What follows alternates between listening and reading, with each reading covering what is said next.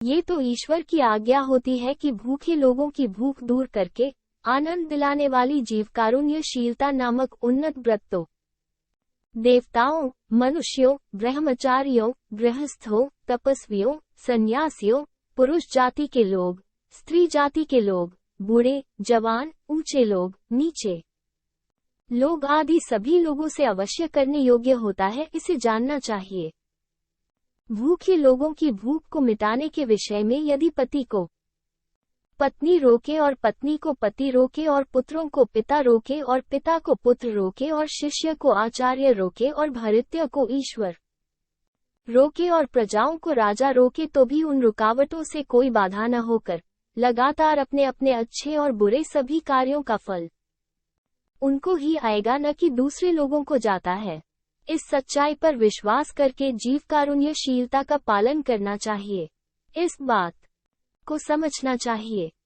सचमुच भूख से पीड़ित जीवों को आहार देने की चिंता करते समय इस चिंतन करने वाले पुण्यवान का मन अन्य किसी बंधनों को छोड़कर शुद्धकृत होकर चिंतित होने के कारण उन पुण्यशालियों को वास्तव में योगी के रूप में ही जानना चाहिए। आहार देने की चिंता के साथ उपचार करके देते समय जब वे खाते हैं तब स्वयं ही खाने का अनुभव पाकर आनंदित होने के कारण वे सचमुच ज्ञानी ही होते हैं, ऐसे समझना चाहिए।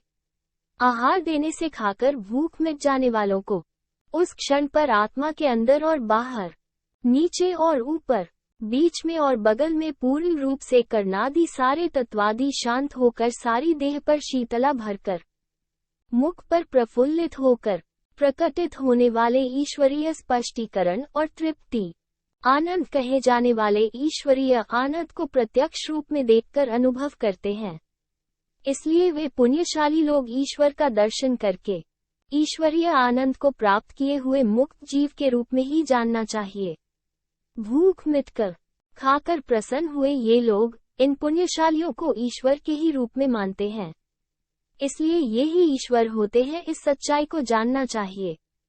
सर्वशक्तिशाली ईश्वर को ही साक्षी लेकर ये सत्य किया जा सकता है कि जीव कारुण्यशीलता का पालन करने वाले होकर जीवों को भूख नामक आफत से बचाने वाले उत्तम लोग किसी भी जाति के ही क्यों न हों और किसी भी धर्म का आचरण करने वाले ही क्यों न हों और किसी भी पेशा करने वाले ही क्यों न हों, वे लोग देवता, मुनि लोग, सिद्ध लोग, योगी आदि सभी लोगों के वंदनीय श्रेष्ठ व्यक्ति होंगे, ऐसे समझना चाहिए। और इस जीव कारुण्यशीलता के विवरण को समरस वेद में देख सकते हैं। तिरुच्चित्रंबलम।